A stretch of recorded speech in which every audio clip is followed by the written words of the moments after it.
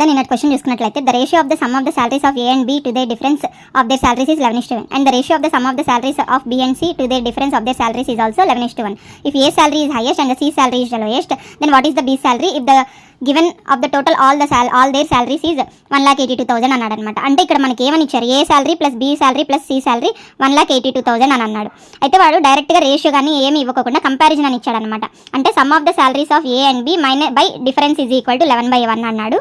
అలాగే బీకి సికి కూడా సేమ్ అన్నాడు, B minus C, B plus C by B minus C 1 అనమాట. సో ఇది క్రాస్ మల్టిప్లై చేస్తే ఇక్కడ a plus B is equal to 11a minus 11b.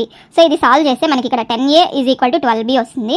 So a by b మనకి ఏమొస్తుంది 6/5 అనేసి, అంటే 12/10, 2 6s 2 5s, సో 6/5. సేమ్ ఇదే విధంగా దీన్ని సాల్వ్ చేస్తే b by c is equal to 6/5 అనేది వస్తుంది అనమాట. సో మనము ఈ రెండింటిని బేస్ చేసుకొని a:b:c కనుక్కుందాం.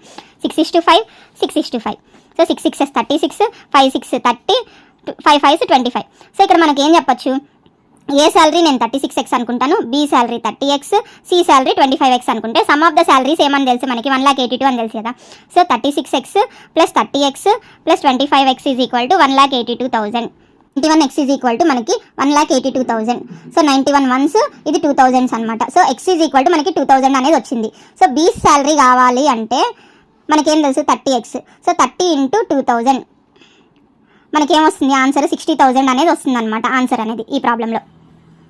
ఇవాళ ప్రాబ్లం వచ్చేసి in an army selection process. ఇక్కడ ఇవాళ ప్రాబ్లం వచ్చేసి in an army selection process the ratio of selected to the unselected candidates were 4:1. If 90 less had applied and 20 less were selected, the ratio of the selected to unselected candidates would have been 5:1. How many candidates had applied for the process అన్నాడు అనమాట. So ఈ question అనేది solve చేసి నాకు answer అనేది comment సెక్షన్లో mention చేయండి. రేపటి వీడియోలో ఇది ఎలా చేయాలనేది ఎక్స్ప్లెయిన్ చేస్తాను.